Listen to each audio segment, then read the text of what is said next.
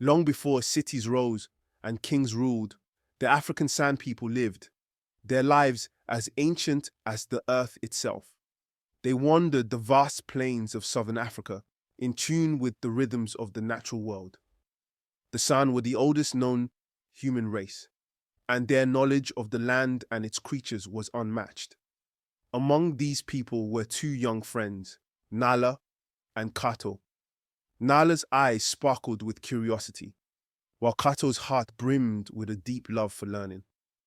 Together, they would embark on a journey to uncover the secrets their ancestors had passed down through the ages, secrets that had allowed their people to thrive for thousands of years.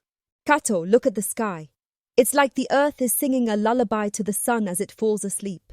And soon, the stars will take over. Grandmother says they've guided our people for as long as anyone can remember, leading us through the darkest nights. The Sand People lived as part of the land, never apart from it.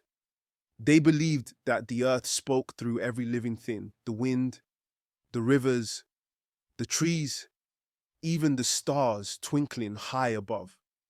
Every whisper of the breeze, every ripple in the water held meaning. To the sun, nothing was lifeless. Everything was alive, connected in a delicate balance. Nala and Kato had heard these stories many times before, as they gathered with their elders, but tonight would be different. Tonight, they would hear something even older, more sacred, a tale that stretched back to the very beginning of time itself, when the earth was still young and the stars were first born. As darkness falls, the children make their way back to the village. A warm fire crackles in the center of the gathering, casting flickering shadows across the faces of the elders. The air is filled with the scent of burning wood and the distant smoke from cooking fires.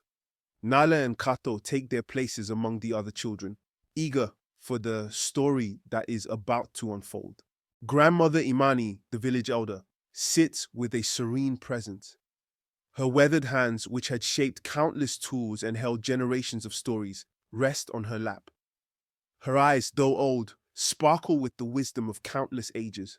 Children, tonight we speak of our ancestors, the first people to walk this land when the world was young. Long before the rivers carved their paths through the earth, before the great herds of animals roamed freely, our ancestors were here. The children fall silent, their wide eyes reflecting the flames, captivated by the elders' words. Do you think they lived like us? Did they know the land like we do? Maybe they knew even more. They lived in a world untouched by time. Grandmother Imani's voice deepens, and the flames of the fire seem to rise, as if responding to her story. Ah, Kato, our ancestors knew the ways of survival that we can only dream of. They spoke to the animals without words, and the earth provided for them because they understood how to listen to it. They did not hunt out of greed, nor did they take more than they needed. The animals were not just prey, but brothers. The land was not merely dirt beneath their feet, but a mother that nurtured them. The Sand People revered the land, holding it in the highest regard. They believed in the spirit of every living thing, trees that whispered ancient secrets, animals that shared the land as equals, and the very wind that swept across the vast plains, carrying messages from unseen realms. To the San, every act of life, from the careful hunt to the sacred harvest, was a graceful dance with the earth itself, a delicate harmony between humans and nature.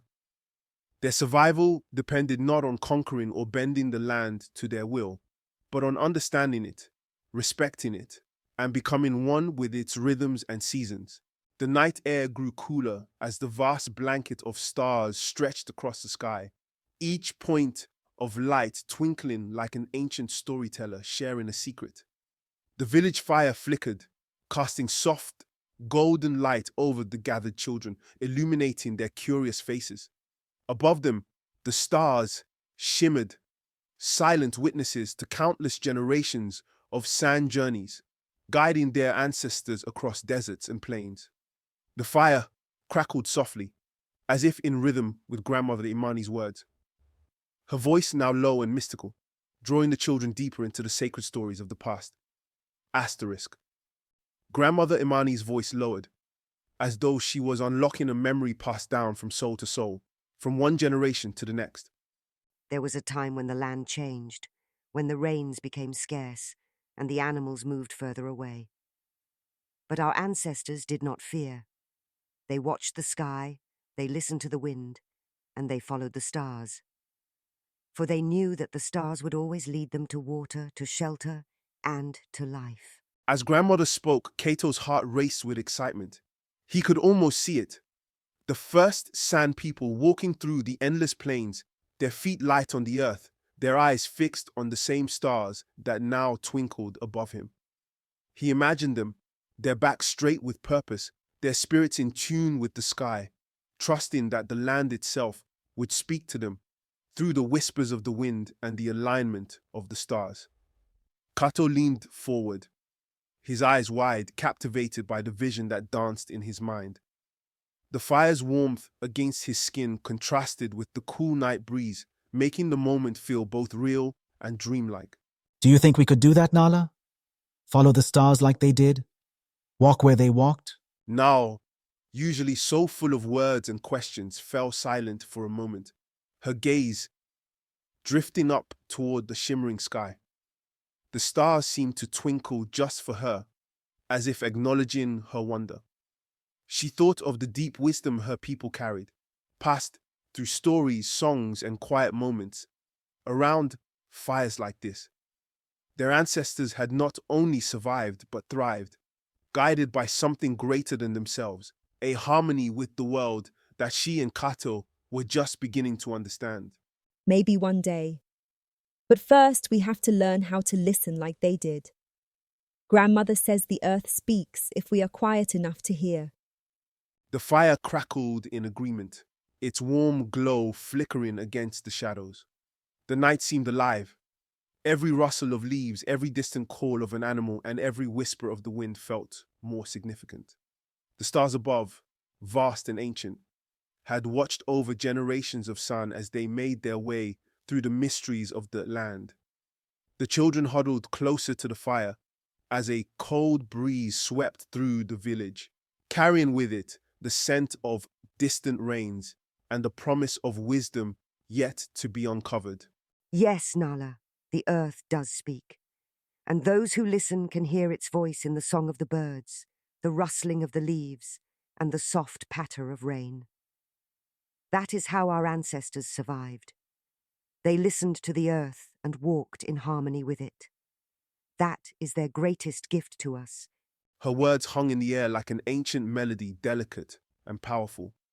The children sat quietly, imagining the strength it took to walk through a land so vast, so unknown, with nothing but the stars and the songs of the earth as their guide.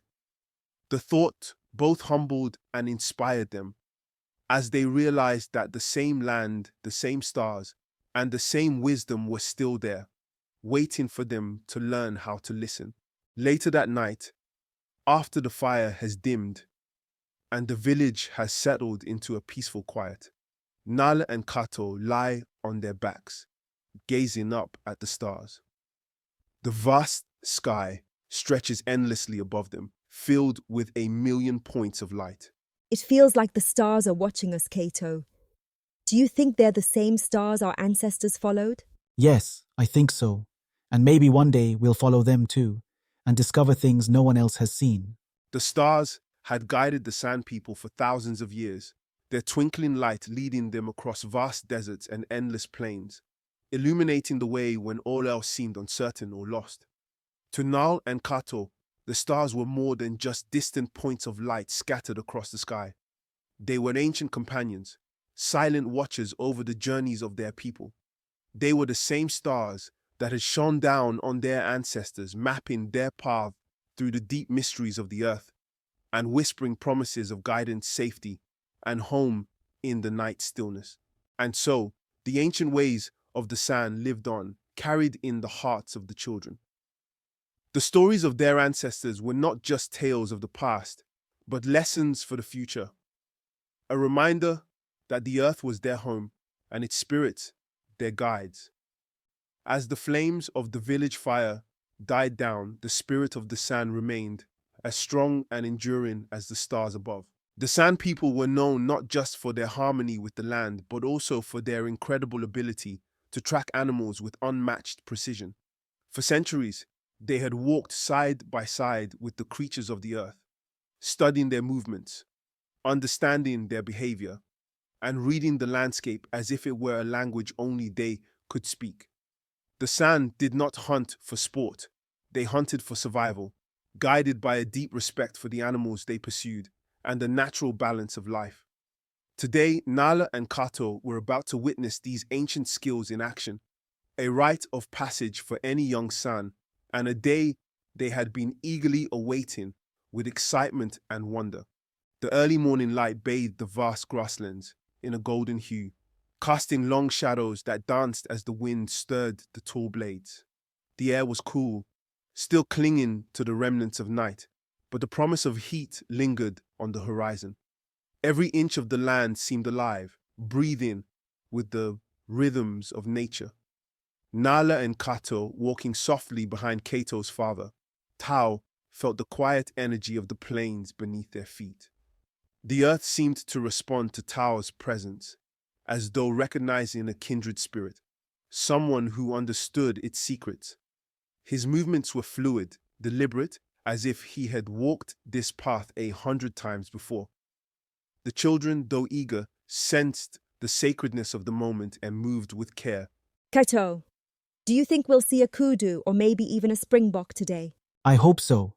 My father says the land speaks to those who listen. Every footprint, every broken twig tells a story, and we're about to learn how to read it. The landscape around them seemed to hum with life, the distant chirping of birds, the soft rustling of leaves in the trees, the gentle swaying of the grass as the wind whispered through it. Tao, Sobo, always aware of his surroundings, suddenly stopped. His hand raised, signaling the children to halt. In an instant, the energy shifted. The wild felt closer now, as if the earth itself was holding its breath. Nala and Kato stood still, feeling the weight of the silence settle around them. The world seemed sharper now, more vivid. To be a good tracker, you must first become part of the earth itself. Quiet your heart, still your breath, and listen. The land will speak to you if you are patient. For a moment, the children were mesmerized by Tao's stillness, as though he had become one with the earth, listening to its silent song. They too closed their eyes, allowing the world around them to come alive in a different way. It was as if the sounds they had once taken for granted now carried meaning. The soft rustling of the grass, the distant calls of birds, the faint scurry of tiny creatures underfoot. The longer they stood in silence, the clearer the world became, until they heard it. Faint footsteps, almost too quiet to notice, but unmistakable. I hear the wind and footsteps. Good, Nala. What you hear is a herd of springbok, moving swiftly. Now let's see if we can find them. As they walked, it felt as if they were part of something greater. The San had always known that the land was alive, that it spoke in ways that only those attuned to its rhythms could hear. Today, Nala and Kato had begun to understand the first whisperings of the land's language. They moved with purpose now, not just as observers, but as participants in the ancient dance between nature and humankind. Every sound, every breath of wind seemed to tell a story, guiding them closer to the springbok herd that moved unseen ahead. The sun rose higher in the sky as they walked, the heat beginning to settle over the landscape. The earth beneath their feet felt alive, and every blade of grass seemed to hold a secret. Tao moved slowly, his eyes scanning the ground with the focus of a hawk. Asterisk. He knelt down suddenly, he used his fingers tracing the edges of a faint set of hoofprints in the dirt. The children hurried to his side, watching with awe as Tao studied the marks left behind. Look closely, children. These tracks are fresh, perhaps only a few hours old. See how sharp the edges are? This springbok was moving quickly, likely startled by something. His voice was calm, as though he had done this 1,000 times before. his brow furrowed in concentration, trying to see what his father saw. See how deep the prints are? The springbok was running, and notice how the grass is bent in that direction. It shows us which way it fled. The land speaks to us in many ways. We just have to know how to listen. The sand's ability to track animals was unmatched, honed over countless generations. They had developed an instinct for reading the smallest, seemingly insignificant details.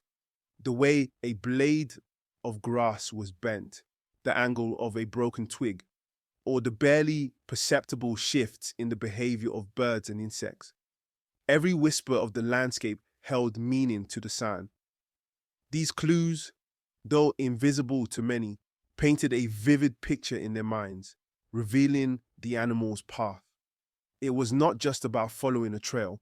It was about understanding the mind of the animal, anticipating its next move, and knowing with precision when to strike and when to wait in stillness.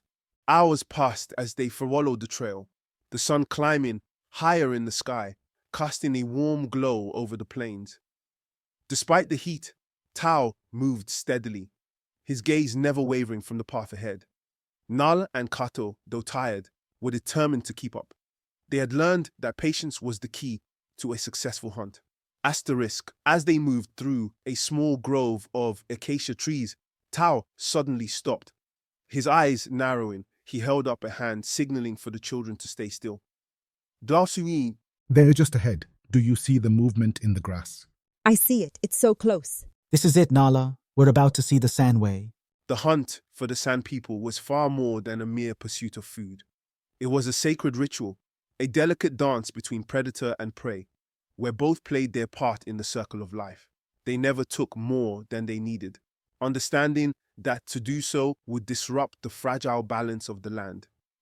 Every springbok, every kudu was seen as a generous gift from the earth itself, and the San honored that gift with deep gratitude and reverence. Each animal was respected, its spirit acknowledged through ritual, as the San approached every hunt with humility, knowing that they were sustained by the bounty of nature. Tao crouched low, his eyes locked on the springbok. He raised his hand again, signaling the children to stay back. As he moved silently through the grass, his body seemed to melt into the landscape, becoming one with the earth around him. Nala and Kato watched with bated breath, their hearts pounding in their chests. Every movement Tao made was deliberate, precise. He was a shadow in the grass, unseen and unheard. To the San, hunting was not merely a display of skill or strength. It was an act deeply rooted in respect and reverence for all life. They believed that the spirit of the animal continued to live on, even after its physical body was taken, merging back into the vast cycle of nature. Every hunt was approached with gratitude, as the San recognized that they were taking a life to sustain their own. A successful hunt was never viewed as a victory over nature or dominance over the animals. Instead, it was seen as a harmonious exchange, a sacred balance where one life was given so that another might be nourished and preserved. The earth provided, and they accepted with humility. Not today. Asterisk, confused, Nala and Kato approached him as he led them back to the path. Father, why didn't you strike? You were so close. The wind turned, and the springbok sensed me. To take its life now would be to dishonor the hunt. We must always respect the balance, Kato. The earth gives us what we need, and today, the springbok spirit remains free.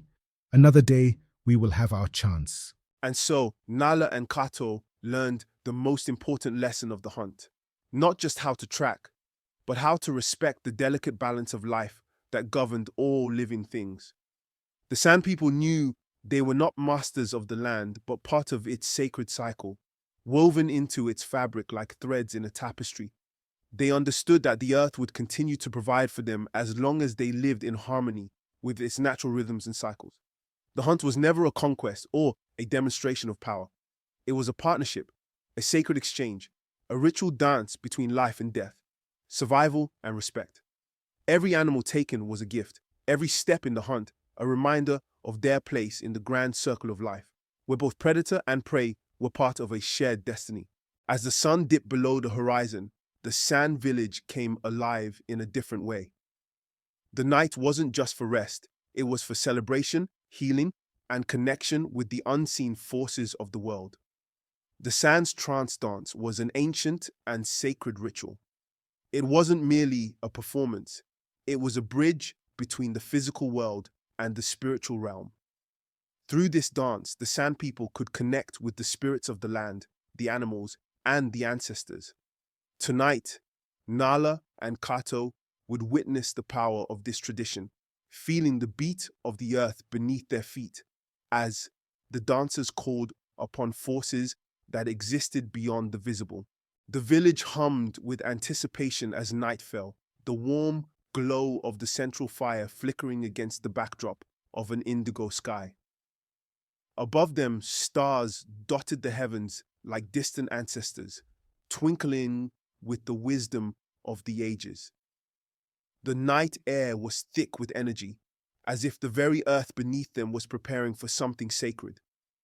The rhythmic sound of drums pulsed steadily through the village, a heartbeat that called every living being to the gathering. It was more than just a sound, it was the lifeblood of the night, pulling the villagers together for a ritual as old as time. Nala and Kato stood at the edge of the gathering, eyes wide with wonder, their hearts pounding in sync with the drums. Tonight's the trance dance. I can't wait to see it. Nala's excitement mirrored the energy buzzing in the air.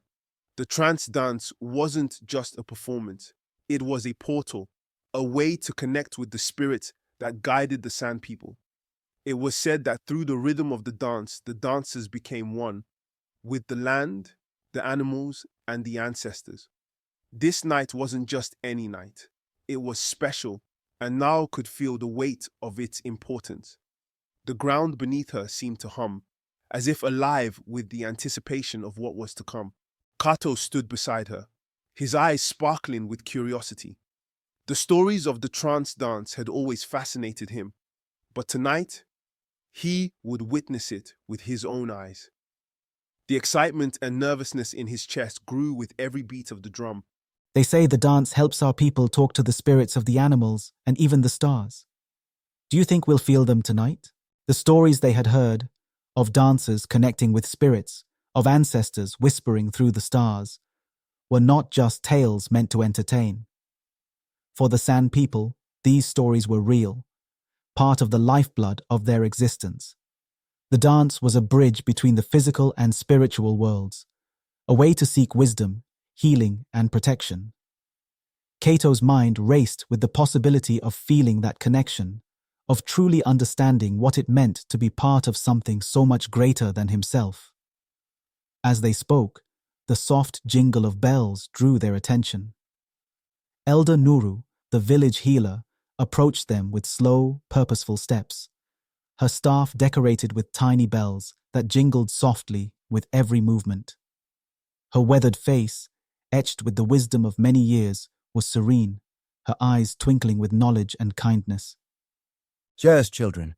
Tonight you will witness more than just a dance. It is how we heal our souls, how we call upon the spirits of the earth, the wind, and the stars. Through the dance, we remember that we are never alone.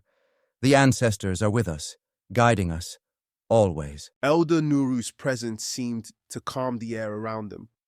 Her words were not just instruction, they were a reminder of the sacred connection the Sand people had with the earth and the spirits that walked beside them. The trance dance wasn't just about movement, it was about remembrance. Through the dance, they called upon their ancestors, seeking their wisdom and protection, while offering their own gratitude in return. The earth, the wind, the stars. They were all connected, and tonight, that connection would come alive. Nala and Kato exchanged excited glances, their hearts racing in unison. This was not just another night. It was a night where they would witness the power of their people, a night where the veil between the physical and spiritual worlds would lift. The flickering firelight cast a warm glow on their faces as they stood, knowing that what they were about to experience would stay with them forever. As the elders continued their preparations, the drums grew louder, more insistent, filling the air with their steady rhythm. The sound seemed to vibrate through the ground, through Nala and Kato, and into the sky above. The night felt charged with energy, as if the very spirits they sought to call upon were already gathering, waiting for the dance to begin. And as the stars twinkled above, Nala and Kato felt a sense of anticipation that was almost overwhelming. Tonight, they would not just be witnesses, they would be participants in a ritual as old as the stars themselves. The trance dance was more than just a dance. It was a sacred invitation to the spirits, a beckoning to the unseen forces that lived beyond the veil of the physical world. The Sand People believed that through the steady rhythm of the drums and the fluid movements of the body, the dancers could enter a trance-like state where they could communicate directly with the earth itself, seeking guidance, protection, and healing for their people. This ancient and powerful tradition had been passed down for countless generations, and tonight, Nala and Kato would witness its transformative power firsthand, feeling the presence of forces far greater than themselves. Spirits of the earth, spirits of the wind, we call upon you. Guide us, heal us, protect us. Her words were like a spell, drawing the energy of the night towards the circle of dancers. The drummers began to play, their hands striking the drums with slow, deliberate beats that seemed to sync with the heartbeat of the earth. It's starting, can you feel it? Yes, I feel it. It's like the earth is breathing with us. The trance dance was a sacred connection between the physical and spiritual worlds, a ritual that blurred the boundaries between the seen and unseen. As the dancers moved, they entered a state of heightened awareness, their bodies becoming vessels for the ancient spirits they called upon. Each step, each graceful sway, and every beat of the drum was a living prayer, a plea sent up to the heavens and down to the earth. It was a call for guidance, healing, and the protection of their people. The San believed that through the trance, the dancers could communicate directly with the earth itself, and in return, the earth would offer its wisdom, its secrets, and its blessings to those who listened. Nala and Kato watched, mesmerized, as the dancers' movements became faster, their feet striking the ground with more intensity.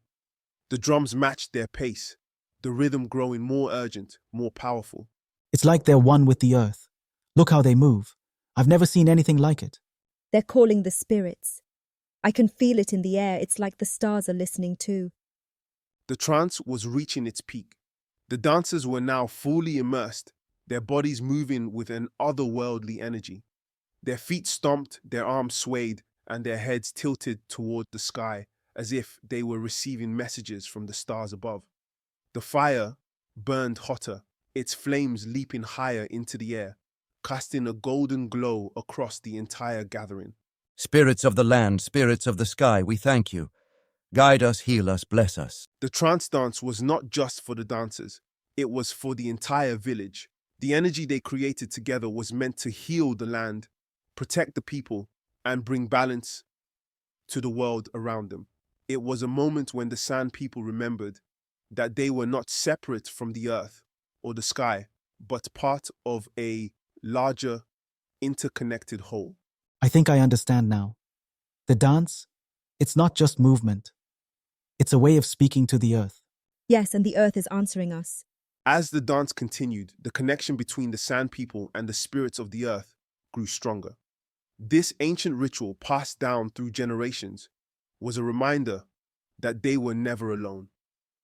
The spirits walked with them, guiding their steps, and through the trance dance, they could hear the whispers of the wind, the voices of the stars, and the wisdom of the ancestors.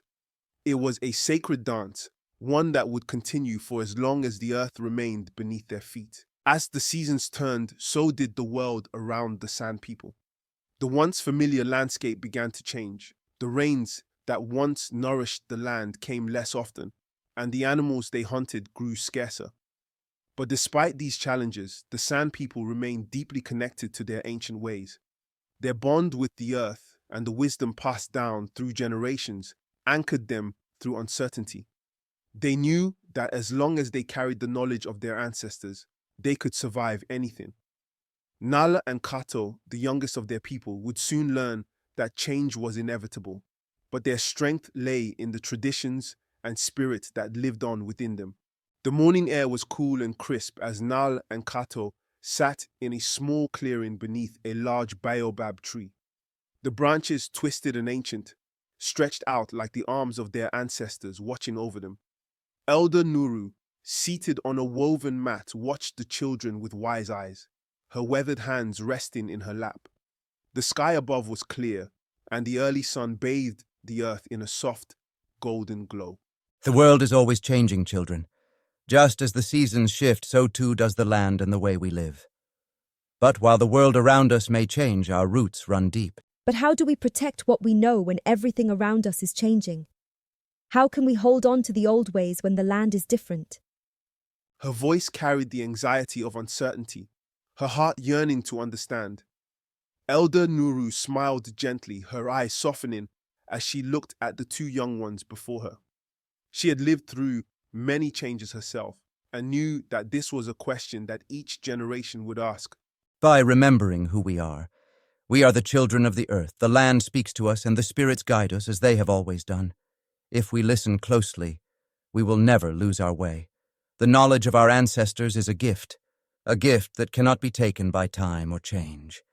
It is up to you to carry it forward. The Sand People had witnessed many changes over the thousands of years. Shifts in the land, in the weather, and in the ways of the world. Yet their bond with the earth remained as constant and enduring as the stars in the night sky, guiding them through every challenge. This sacred connection, passed down through their stories, dances, and rituals, gave them the strength to endure whatever came their way. Nala and Kato would one day inherit this responsibility, to safeguard this ancient wisdom and pass it down to future generations, ensuring that the spirit of the San people would continue to thrive, no matter how the world around them changed or what the future held. Later that afternoon, the heat of the sun pressed down gently on the wide expanse of the plains. The grasses swayed softly in the warm breeze, their golden tips glistening under the high sun. Nala and Kato wandered through the tall grass, their bare feet whispering against the earth. With each step, there was a deep stillness in the air, a calm that wrapped around them like a blanket. Yet beneath this peace, both could sense the subtle shifts in the land, the quiet changes that their people had spoken of, changes that whispered of a future unknown. The acacia trees dotted the horizon, their crooked branches stretching skyward, casting long shadows that danced with the wind. Overhead, the occasional bird soared lazily, its silhouette drifting across the plains. The Sand People had always described the earth as living, breathing, and connected to every creature that walked upon it. The land was not just a place to live, it was a presence, a heartbeat that tied them all together. Nal felt that now as her hand rested against the earth, the faint echo of life beneath her skin. She closed her eyes for a moment, listening to the quiet hum that seemed to rise from the ground itself, a rhythm that had guided her ancestors for generations. Do you think the spirits still walk with us, Kato? Even when the land changes like this? The changes in the land weighed heavily on her heart. The grass wasn't as tall as it once was, and the animals were harder to find. She wondered if the spirits, those who had guided her people for so long, still walked beside them. Had the earth changed so much that even the ancestors could no longer walk the same path? I think so. Elder Nuru says they're always with us, guiding us. Maybe the land is changing because the spirits want to show us something new, something we haven't learned yet. His voice carried a quiet determination, though uncertainty lingered beneath it. He wanted to believe in the stories, in the connection they had with their ancestors, but the changes around him made it hard to hold on to that belief. Kato's words echoed through the stillness, carrying with them a sense of hope. Perhaps the land wasn't just changing because it was moving away from them. Perhaps it was guiding them towards something they had yet to discover, a lesson hidden within the shifting earth. The ancestors had always been there, walking beside them in silence, offering their wisdom through the movements of the wind, the call of the birds, and the sway of the grasses. Perhaps now, more than ever, the spirits were calling them to listen more closely, to see beyond what was visible and to trust the land's subtle signs. Nal smiled softly at Kato's words, feeling a sense of comfort settle within her. Maybe he was right. Maybe the spirits were still there, waiting for them to understand a new way of walking the earth. She stood up, brushing the dirt from her hands, and the two continued to walk, their steps light, in rhythm with the land beneath them. As they walked, the connection between them and the earth became more tangible. Every footstep felt like part of a larger rhythm, a song that stretched back through the generations, tying them to their ancestors and to the land. The future was uncertain, but Nala and Kato knew they were not alone. The spirits of their people, the wisdom of the earth, and the stories passed down through the ages would guide them forward. The land may change, but their connection to it and to those who came before remained unbroken.